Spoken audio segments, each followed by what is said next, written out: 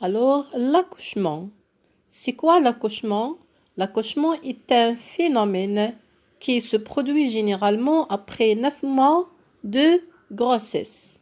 Pendant la grossesse, le fœtus baigne dans le liquide amniotique. Il est en relation avec sa maman par le placenta à travers le cordon ombilical. Très bien. À la fin de grossesse, sa position indique qu'il est prêt à naître. Ça veut dire quoi? Ça veut dire que la tête est vers le bas, ou bien il devient vers le bas dans le bassin de sa mère. في نهاية مراحل الحمل يصبح اتجاه رأس الجنين نحو عنق الرحم المرأة الحامل. إذن آنذاك هذه علامة من علامات بداية الولادة. Très bien.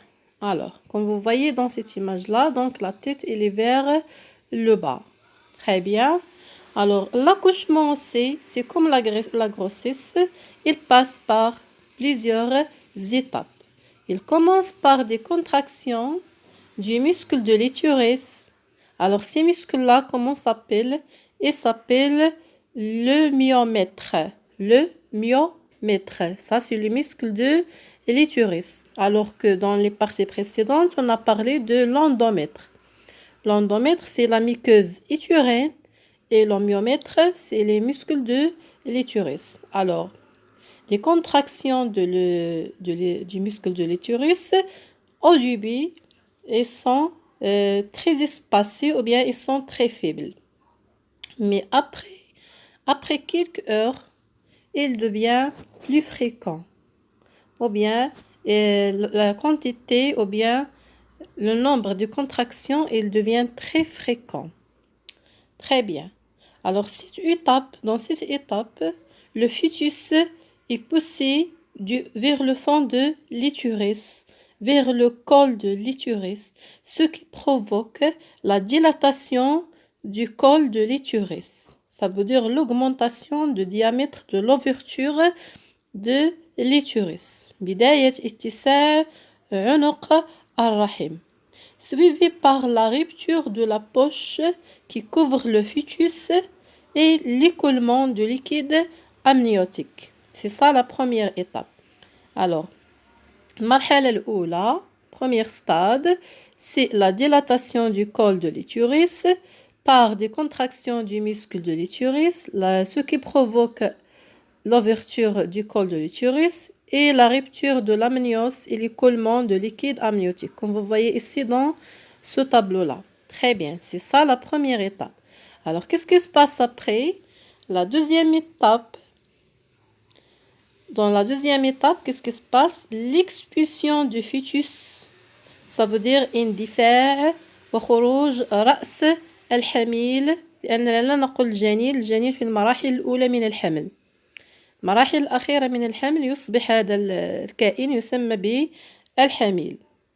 Donc la deuxième étape, c'est l'expulsion du fœtus tardo الجنين.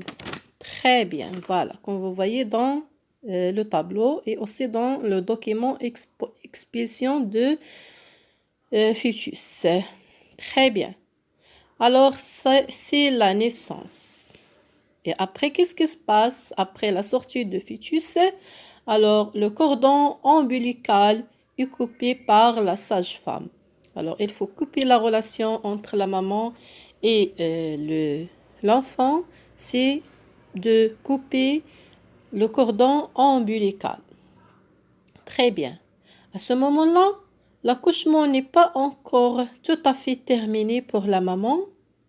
Quelques minutes après, les contractions musculaires de l'utérus reprennent. Ça veut dire نلاحظ أن هناك تقلصات عضلات الرحم. Pourquoi? Pour éliminer le reste de placenta qui reste dans l'utérus de la maman. Cette étape s'appelle la délivrance. La délivrance, الخلاص. يعني التخلص من المشيمة التي بقيت في بطن الأم بمساعدة الطبيب.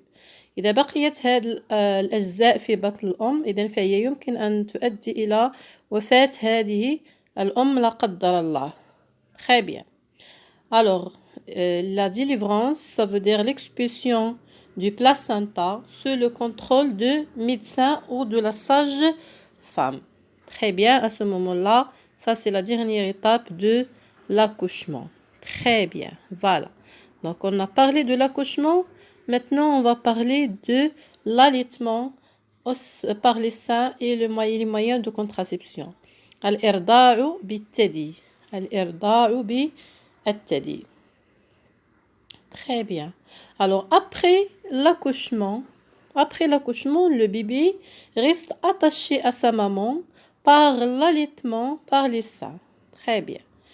Le lait maternel contient tous les éléments nécessaires pour le développement normal du bébé et le protège contre les maladies parce qu'il contient des anticorps. Alors que le lait artificiel, il contient aussi les éléments nécessaires pour la nutrition du bébé, mais comme vous voyez ici dans l'image, il contient 0 anticorps. Donc toujours, le lait maternel, il reste incomparable au lait artificiel. Très bien. Alors, comme vous voyez, le lait maternel, il a plusieurs caractéristiques. Il est plus facile à digérer, سهل الهضم, il contient tous les aliments, يحتوي على جميع المواد الغذائية ويحتوي على مضادات الأجسام. Et la température aussi de lait maternel est de 37 degrés Celsius, ça veut dire elle est convenable pour le corps de l'enfant. Très bien.